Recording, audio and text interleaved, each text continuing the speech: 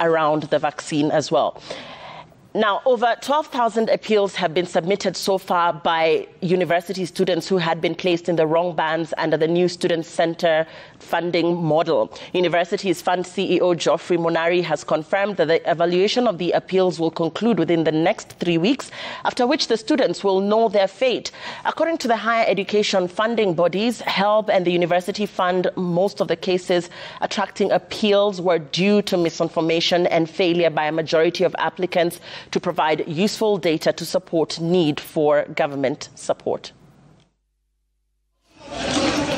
As the 2023 KCSE cohort rushes to beat the deadline of reporting to their respective institutions of higher learning, some are still grappling with the headache of being unfairly categorized under the new student-centered funding model.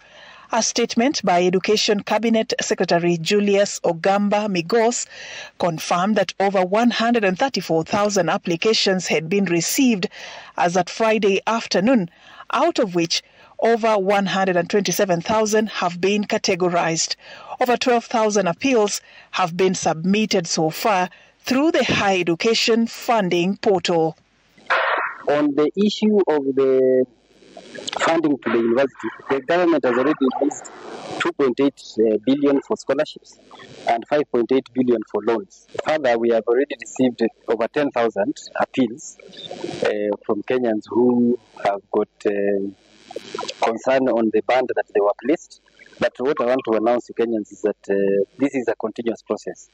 Part of the appeal is continuous because we want to really establish how needy these students are so that they can be placed in the correct band. 16% were placed in Band 1, with 20% being categorized under Band 2. A majority of the applicants have been placed under Band 3, which have over 36,900 students.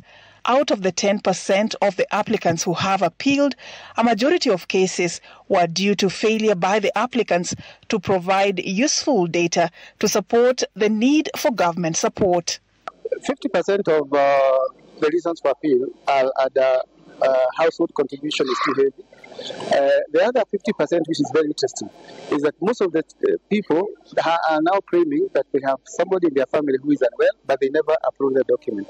Others, another almost 20-30% were sponsored in high school, either by even the family members who is not a parent, or CDF, or even Wings to Fly, many KCB Foundation, all those.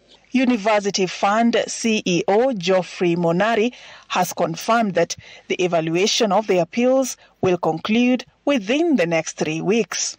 We will take a maximum of 3 weeks to process the appeals. Those are the requests that have been come. We are going to even engage the NGAO, that is the provincial administration, to go to some of these students to verify the information that they are giving us currently, so that we don't leave any student behind. So those are the appeal requests. Within 3 weeks maximum from the date a student applies, we will be able to give them their feedback on the success of those appeals.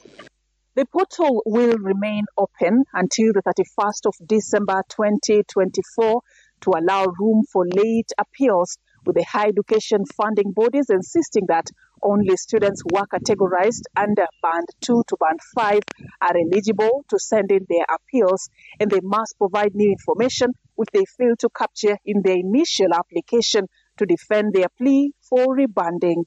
Safin Acheng Oma, Citizen TV from Nakuru County.